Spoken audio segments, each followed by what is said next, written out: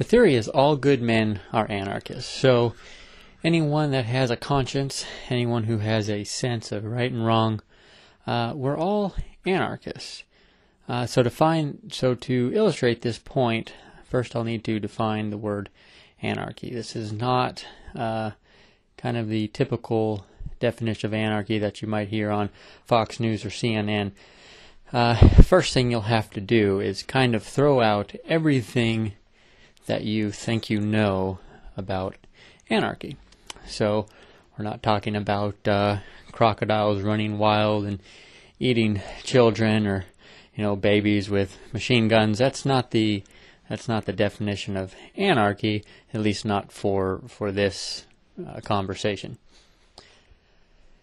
The definition that I will use for this discussion will simply be no rulers. So no kings, no emperors, no governments, no rulers. So if I was to ask you what is the purpose of a government, you would say to me maybe to reduce poverty, or maybe to reduce crime. These might be a few reasons that you might feel humans need a government or rulers. So let's just take poverty. So a more effective government would reduce poverty to a greater degree. So if you had a government that came in and reduced poverty by 50%, this government could say it would be working at 50% capacity. If it reduced poverty by 80%, it'd be working at 80% capacity, and a government that could reduce poverty by 100% would be the most effective form of government for the reduction of poverty that you could have. So we could say that you would probably pick the government that could do the better job. So if it was able to reduce poverty by 100%, you would pick that government. In essence, if it did that, it would also remove its need. You could say the same thing for crime. If it could reduce crime down to 100%, it no longer would be needed. So if you are pro-government, and you are pro-better government over worse government, then in essence you're an anarchist because you want the best government, and the best government would create a situation where government is not needed. That makes everyone, in a sense, an anarchist. Now, an anarchist will also have a strong sense of universality about him, especially when it comes to morality. So an example of universality would, just to take a quick suggestion, if I was to say all bears are black, I therefore could not turn around and say except these two bears, they are green. The two statements cannot be true. Either all bears are black, or some of the bears are black and two of the bears are green. So the universality would be a universal statement. The universal statement is all bears are black. So we apply this statement to all bears. So anarchists will universalize morality. So if we were to say, or if we were to make a universal statement like stealing is wrong, we would have to apply this to everyone who has basically a conscience or a knowledge. Anyone who's able to interpret that sentence, it would be applied to them. So basically humans. So this brings me to the two principles that a anarchist will propose are right and true and universal. The first one is the non-aggression principle, and the second one is respect for personal property rights. Now, a deep study will show that these are really the same principle, but for this discussion we'll take them as two different principles. The first one, the non-aggression principle, simply states you cannot aggress on another human being without their permission, of course. So if someone says, or if someone, let's say, is not aggressing towards you, you cannot morally initiate force upon them. So an example of this where an anarchist would veer away from, we'll say a statist or pro-state individual would be possibly a drug laws. So a man might be just sitting on his couch getting high, and the government might come in or would come in and arrest him and use force against him and maybe fine him for doing this. The man who was getting high did not aggress on anyone. He was not using force. Therefore, it is inappropriate to use force on him. Whether you feel that what he was doing is right or wrong is not the point. The point is there are certain situations where it is and is not acceptable to use force, and this principle outlines when it is and is not acceptable. Now, respect for personal property rights, basically, thou shalt not steal. You can't take other people's things. We're all told this as a child, right? You can't steal. So an example where a anarchist would veer away from the statist or the pro-state belief would be something like eminent domain, where the state can say, we need your land for hospital or airport, whatever, and they come in and they basically take it. They may pay for it, but for the most part they're just taking it. Also, just taxation in general would be on this list. Taxation is not a voluntary transaction, therefore it is considered theft. So these are the two principles that basically build the foundation for an anarchical society. You could basically compare these to the U.S. Constitution.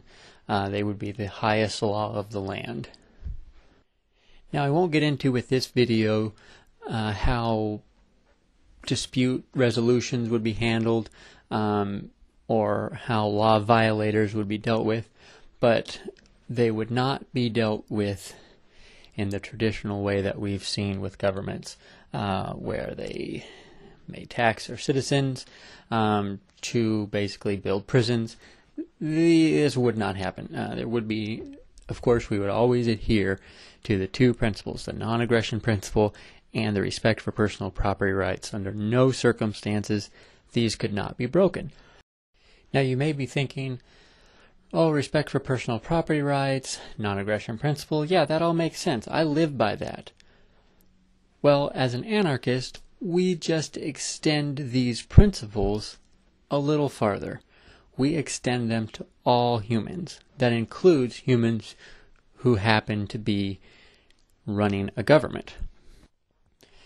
So a funny thing happens when you give a specific group of people the power or the legal right to initiate force. Now I'm going to give an example before I say what happens.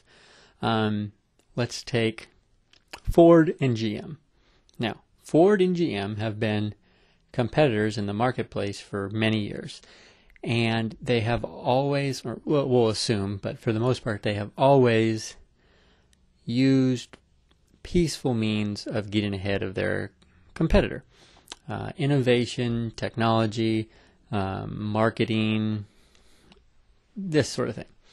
What would have happened if one of these groups of individuals, we'll say Ford, would have been given the legal right to use force?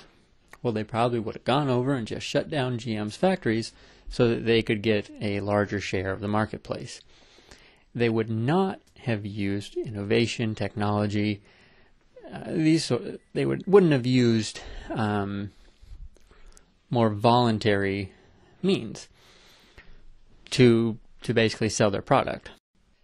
They would have probably spent less money on research and development, less money on marketing. There's a good chance we wouldn't have the type of advanced vehicles that we have today.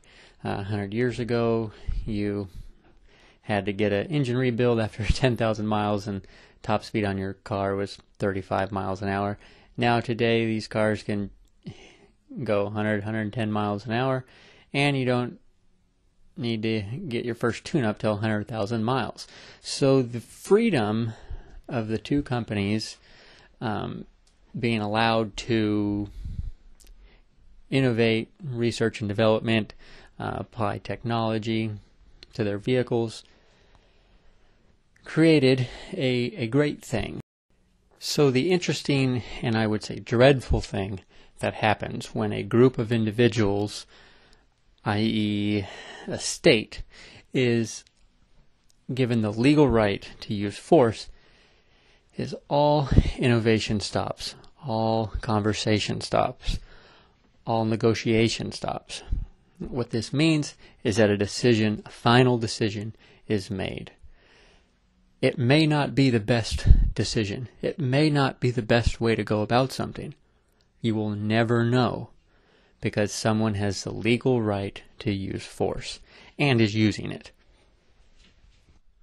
Governments have been around for thousands of years, and there's been little innovation. The only good innovation has been more freedom for the people.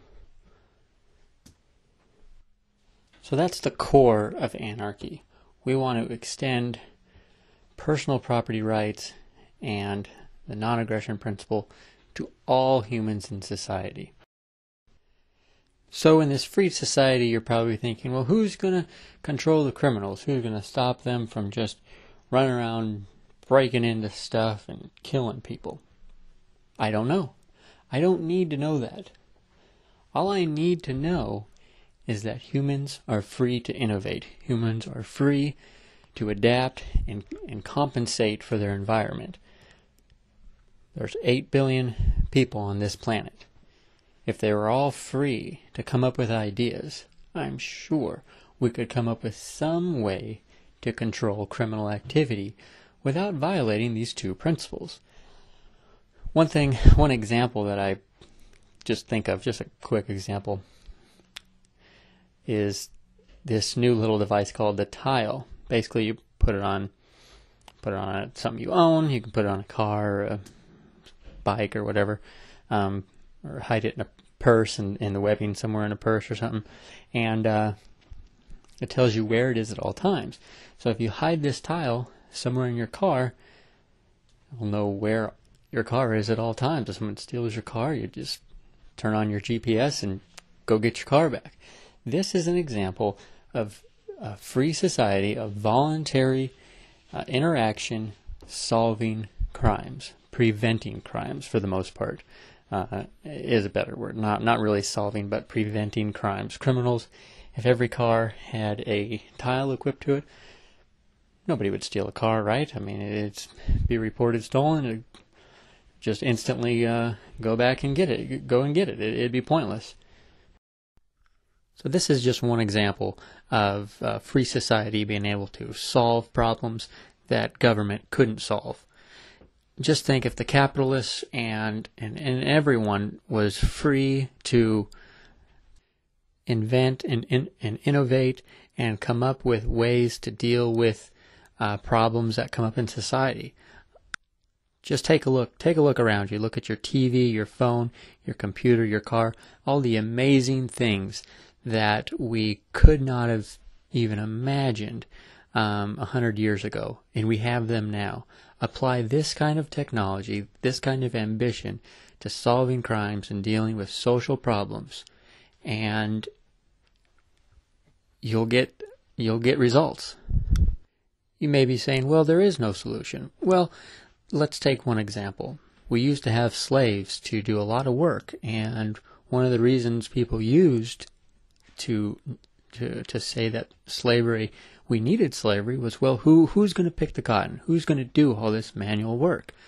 Go back in time and say, well, you see, we're going to have these huge metal mechanical machines, and they're going to go and they're going to pick it up, and they're going to run off 100-million-year-old dinosaur poop, gasoline, right? I mean, people would look at you like you're crazy, but it's what happened. It's the truth. So you can't say that we just can't do it. When you apply innovation and technology and the human mind to solving these problems, you will get unimaginable results. Thank you so much for listening.